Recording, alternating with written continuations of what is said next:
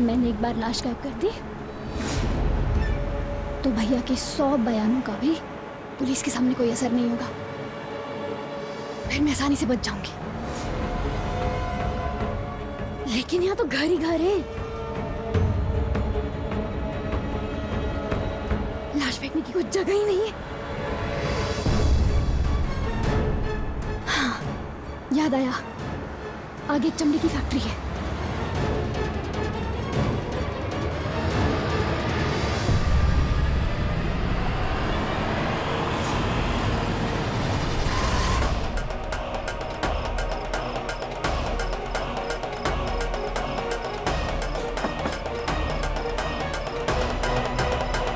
इतनी जल्दी कहाँ जाना था आपको? गाड़ी की स्पीड देखी है आपने? रियली सॉरी, वो एक्चुअली ना मुझे घर जाने के लिए देर हो रही थी और देखिए ना रात भी बहुत हो गई है तो बस इसलिए तेज चला रही थी। घर? और इस तरफ तो फैक्ट्री और इंडस्ट्रियल शेड है। आप कहीं अपने घर का रास्ता तो नहीं भूल गई? अरे नहीं नहीं नहीं, घर का रास्ता मुझे मालूम है। वो क्या है ना, थोड़ा आगे जाके वो पेट्रोल पंप है ना, इसलिए पेट्रोल कम हो गया था, भरवाने के लिए जा रही थी बस। पेट्रोल भरा के सीधा घर जाना, रात का वक्त है, ये इलाका सेफ नहीं है। जी शुक्रिया, ध्यान रखूंगी। ओके।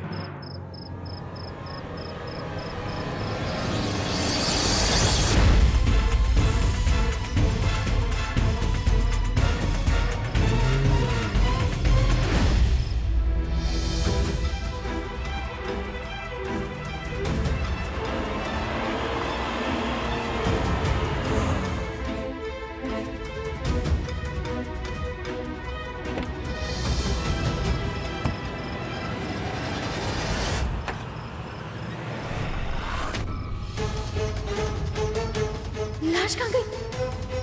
इसी में तो रखी थी।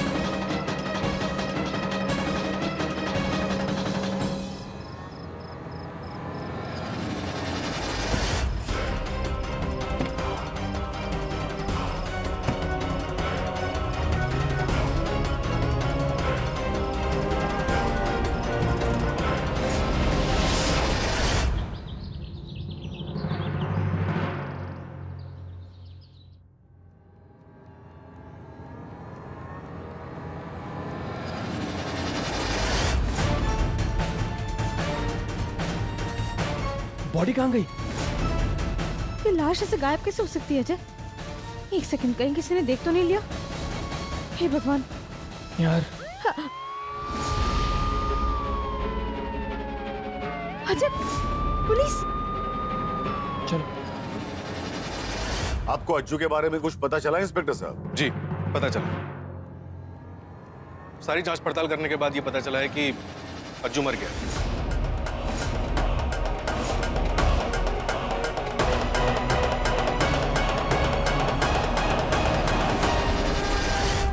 मर गया?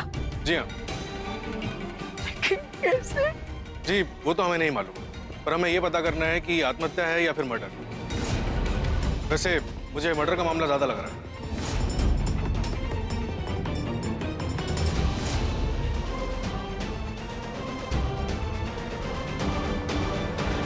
उसके फैमिली और दोस्तों का कहना है कि उसके पास आत्महत्या करने की कोई वजह नहीं थी। एक बार पोस्टमार्टम रिपोर्ट आ जाए तो सब क्लियर हो जाएगा।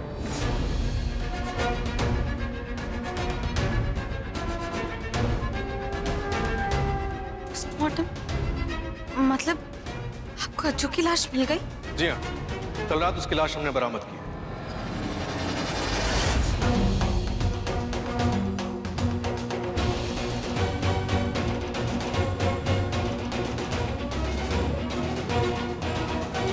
लेकिन आपको उसकी लाश मिली कहाँ पे? लेदर टनरी के पास मिली है। मतलब वही जगह जहां मैं गई थी, लेकिन मैंने वह लाश नहीं छोड़ी थी। फिर कैसे? ये मिश्री मिश्री इतना घबरा क्यों रही है? कहीं उसे कुछ और तो नहीं पता चल गया? पूछना पड़ेगा। खैर, जो हुआ वो बुरा हुआ, पर आप सब लोग शक के दायरे में, इसलिए आप सबसे पूछताछ करनी होगी।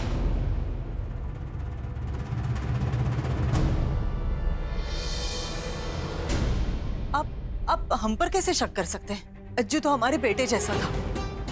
हम में से कोई भी इतनी घिनौनी हरकत कैसे कर सकता है?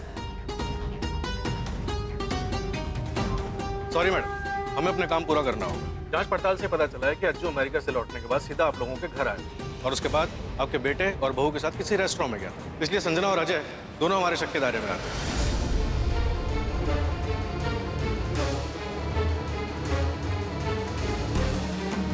धीरज रख, ऐसा कुछ भी नहीं होगा।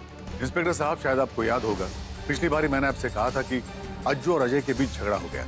अगर अज्जू को लेकर और कोई जानकारी मेरे पास होती तो क्या मैं आपको बताता नहीं? इंस्पेक्टर साहब, मुझे अजय और संजना पे पूरा भरोसा है। मेरे दिए हुए संस्कार मेरे बच्चे कभी झुठला नहीं सकते।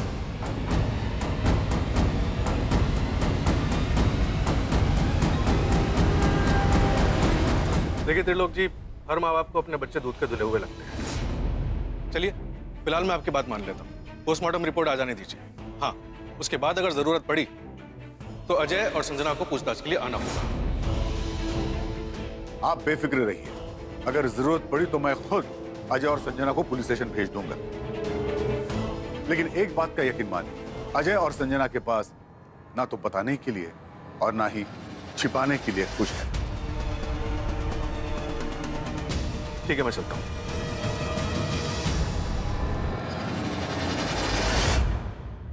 अजय, हम ऐसे कैसे घर वालों का भरोसा तोड़ सकते? सबके संस्कारों के साथ ऐसे खिलवाड़ करके पता नहीं हमें क्या हासिल होगा। मुझे तो कुछ समझ ही नहीं आ रहा कि डिक्की से लाश गायब कैसे हो गई। भगवान जाने कौन ले गया। और ये भी लाश मैंने गायब की।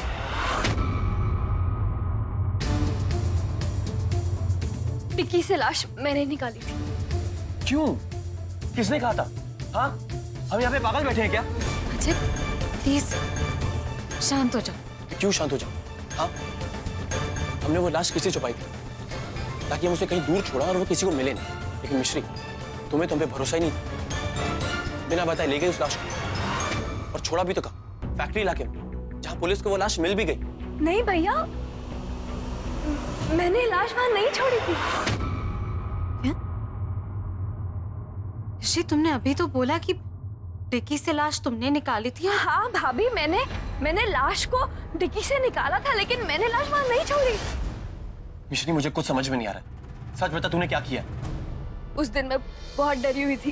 तभी एक अननोन नंबर से मेरे पास एक मैसेज आया कि आप लोग अगले दिन मुझे पुलिस के हवाले करने वाले हो। मैं तुरंत आप लोगों के पास आ गई बात बताने के लिए कि जैसे मैं दरवाजे के बाहर। हम कल सुबह ही पुलिस स्टेशन चले जाएंगे और पुलिस को सारी सच्चाई बता देंगे। फिर मेरा आप लोगों के ऊपर से भरोसा उठ के मैं वापस गई और मैंने सोचा कि मैं अपने आप को कैसे बचाऊं। फिर मैसेज आते गए और जैसे जैसे उनमें लिखा गया मैं वही करती रही। पर जब मैं फैक्ट्री पहुंची और मैंने डिक्की खोली तो उसमें कोई लाश नहीं थी। मैंने वहां लाश नहीं छोड़ी और लाश कहाँ गई मुझे अब तक नहीं समझ आ रहा। यानी कि हमारी छुपाई लाश ना तुम्हें मिली ना हमें। इसमें और कोई भी है? एक मिनट, मतलब ये चौथा इंसान वो है जिसने मिश्री को मैसेजेस भेजे, जिसने मिश्री को हमारे खिलाफ भड़काया और जो उस लाश का सच भी जानता है। पर वो हो कौन सकता है? अच्छा मिश्री, तुम्हें वो एसएमएस किसने भेजे थे? पता नहीं भाभी, मैंने तो डर के मारे वो नंबर भी और सारे मैसेजेस भी डिलीट कर दिए।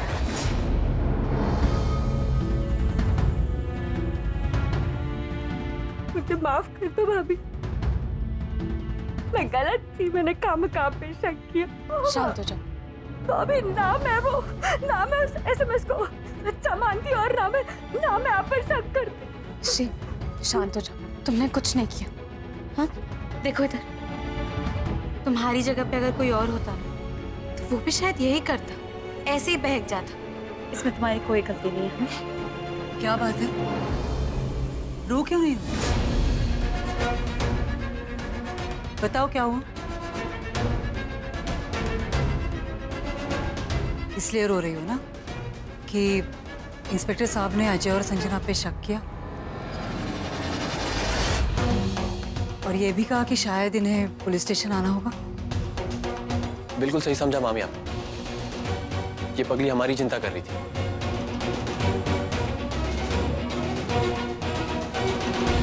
चिंता मत करो, ऐसा कुछ नहीं होगा। तुम्हारे भैया और भाभी को कुछ नहीं होगा, निर्दोष है वो। भैया और भाभी निर्दोष है, लेकिन मैंने अज्जू भैया का खून किया है। बस रोना धोना बंद करो अब। चलो अब कमरे में चलो और दवाई भी लेनी है। चला जाओ। मुझे समझ नहीं आ रहा कि आखिर वो चौथा इंसान है कौन जिसे ये लाश और ये खून के बारे में पता है। पता तो लगाना ही होगा, क्योंकि हो ना हो वही अज्जू की लाश लेके होगा।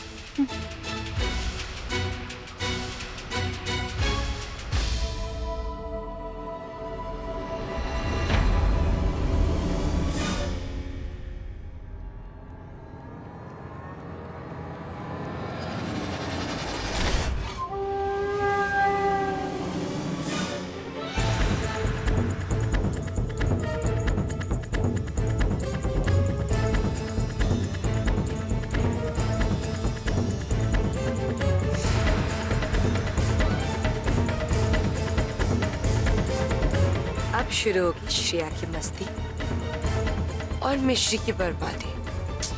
मिश्री, अब तुम्हारी खैर नहीं।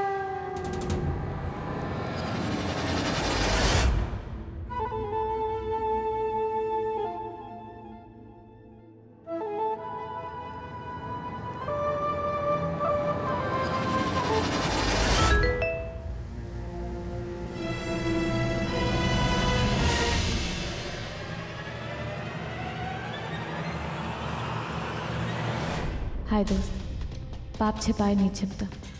आज नहीं तो कल सबको पता ही चल जाएगा। अभी सिर्फ अज्जू की लाश मिली, कोई नहीं, बहुत जल्द कातिल भी मिल जाएगा। बाय दोस्त।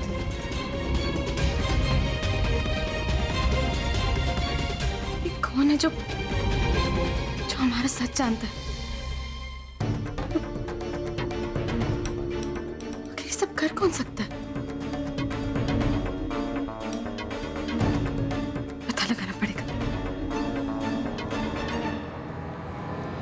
Aeroplane mode. इंस्पेक्टर संजना, अब आप कितनी भी कोशिश कर लीजिए, आपको इस सिम कार्ड के असली यूजर का पता कभी नहीं चलेगा। ला ला ला ला ला, आज मैं ऊपर, आज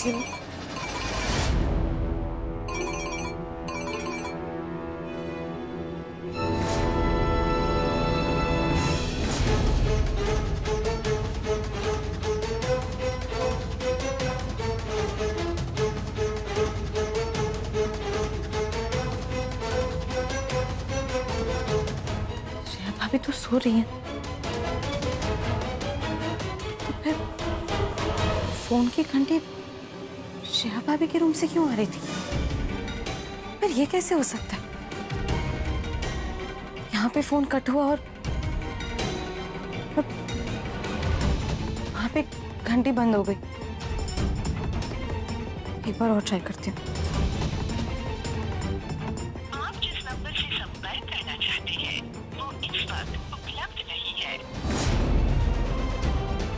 अभी फोन ऑन था और अभी स्विच ऑफ। नहीं, कोई तो चक्कर जरूर है।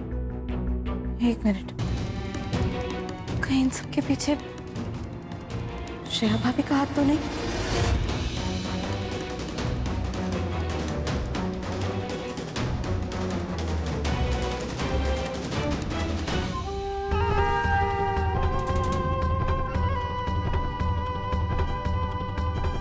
इंस्पेक्टर संजना मैडम, मैं आपके रग रग से वाकिफ हूँ। शक के चलते आप मुझ पर 24 घंटे नजर रखेंगी, पर नजरों का धोखा देना मुझे बहुत अच्छे से आता है।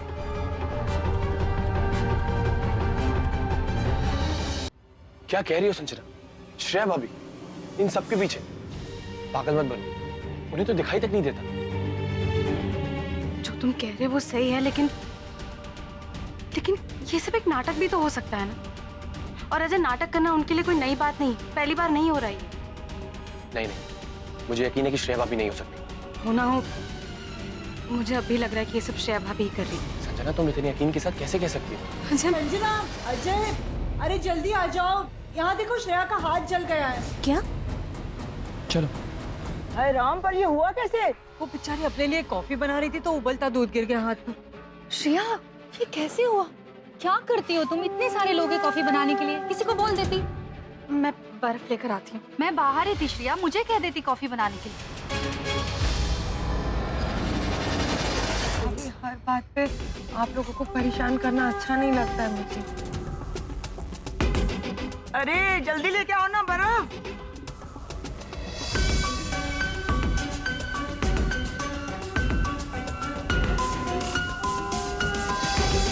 विंती भाभी, वो जो जले पे मलहम लगाते हैं वो आपके पास है ना? हाँ, मैं लेकर आती हूँ।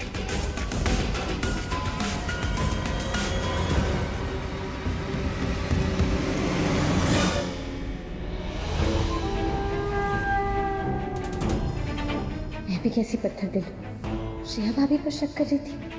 बेचारी को तो सचमुच दिखाई नहीं देता। हमें भी थोड़ा मरहम लगा दो संजना भाभी।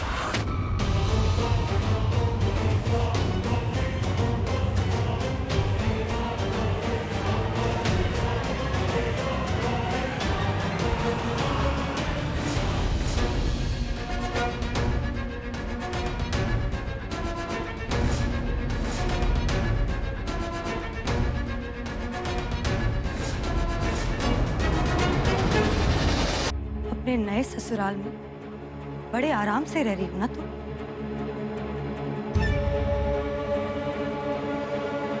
मेरे भाई की मौत का जरा सा गम नहीं हुआ तुम्हें?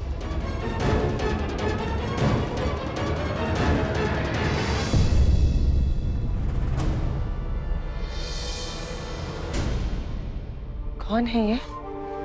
कोई लड़की है। एक मिनट, ये क्या बकवास कर रही हो तुम? किसका भाई, किसकी मौत? और तुम इल्जाम संजना पर क्यों लगा रही हो?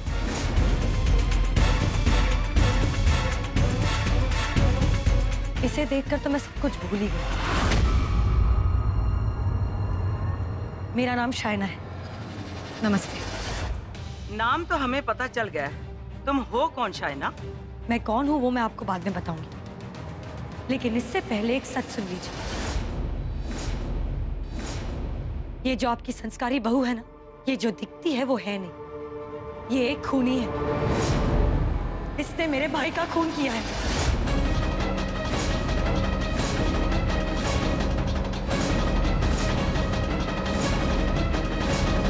क्या बकवास कर रही हो?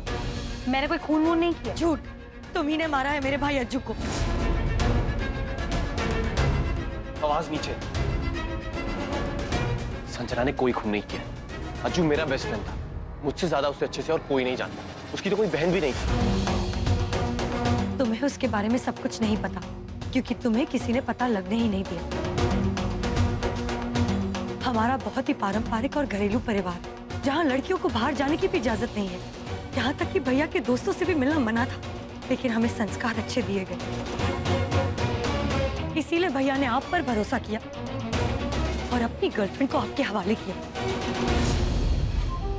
और आपने क्या किया? आपने क्या दोस्ती निभाई? आपने अपने बेस्ट फ्रेंड के पीठ पर छुरा घोंपा। बस कर। मेरे पति के बारे में एक शब्द भी मत बोलना।